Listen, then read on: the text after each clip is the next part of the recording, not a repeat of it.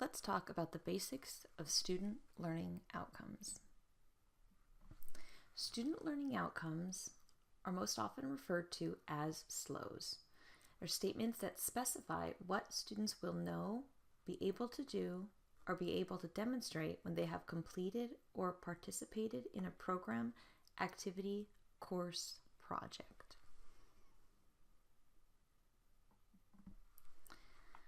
Oftentimes, I get the question, what's the difference between student learning outcomes and objectives? Objectives describes what a faculty member will cover in the course. You'll notice they're much more detailed and include smaller steps. Student learning outcomes are a description of what a student must be able to do at the conclusion of the course. Please note, when writing new curriculum, the CID provides your course objectives, not your course SLOs. You still must write these. Why do we assess our student learning outcomes? Within each program review cycle, you must assess each student learning outcome from each of your courses. Different departments choose to handle this in different ways. Some choose to assess every semester or every other semester. But understanding why we assess student learning outcomes is important. It helps departments to understand how to better facilitate student learning. We need to think about what skills are student learning. Are these the skills we want them to learn? Are these the skills we are teaching them? The process of designing valid and reliable assessment measures provides the opportunity for instructors and departments to reflect on the skills they have decided are important for students to know. We also assess SLOs to describe both a student's capabilities and the effectiveness of a course in building student capabilities. If an instructor has designed reliable and valid assessments, then the result will accurately represent if the student has mastered this desired outcome.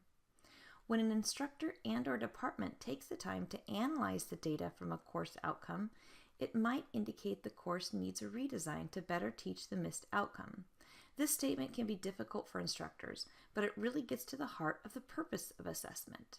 If I keep teaching the same way just because I feel it's the best way to teach, and yet a majority of my students are telling me through the assessment I created they are still not understanding the concept, then I need to think and reflect on what I can do differently as an instructor to help my students better master the student learning outcome. We assess SLOs to help students be able to explain what they can do and what they know. It gives students the vocabulary for the concepts they have mastered. This can be very empowering for students. If you provide the relationship between the assessment and the outcome, students understand in the terms what they've learned of the discipline.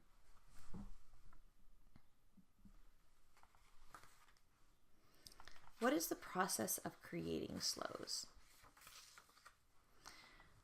Student learning outcomes should describe transferable knowledge and not specific instructional activities. The SLO describes the knowledge that the student has gained instead of simply submitting the work and going through the motions of the course. The created SLO should be measurable through the activities or coursework. This can be one of the most difficult part of creating SLOs. They must be measurable. On the next slide, we will go into this in more detail and take a look at some tools which can aid you in creating measurable outcomes. Remember, you will be assessing and measuring how well your students master your student learning outcomes. A student should be able to master a course SLO within a single term. There can be a few exceptions to this, but for most courses, a student must be given the opportunity within the course to complete what is being asked in the student learning outcome. Are you covering all of the content necessary in your course for a student to master that student learning outcome? Let's take a look at Bloom's taxonomy. Bloom's original model, illustrated in the left image, focused on what is produced in each level of thinking, beginning with the lowest level of thinking, knowledge formation, through comprehension, application, analysis, synthesis, and culminating with evaluation. In the 1990s, Lauren Anderson, a former student of Bloom's, spearheaded a major effort to revise the classification, and the resulting model presents verbs rather than nouns for each level. You may find that Bloom's taxonomy is a useful resource as you begin to create outcomes. The new version of Bloom's can be more easily adapted to identify action verbs that directly align with learning classifications. These infographics and dozens more which are similar can be found by simply completing a web search of Bloom's taxonomy. There's many different representations of Bloom's taxonomy, but it's a great way to get started when you're writing your student learning outcomes. This infographic is one of my personal favorites.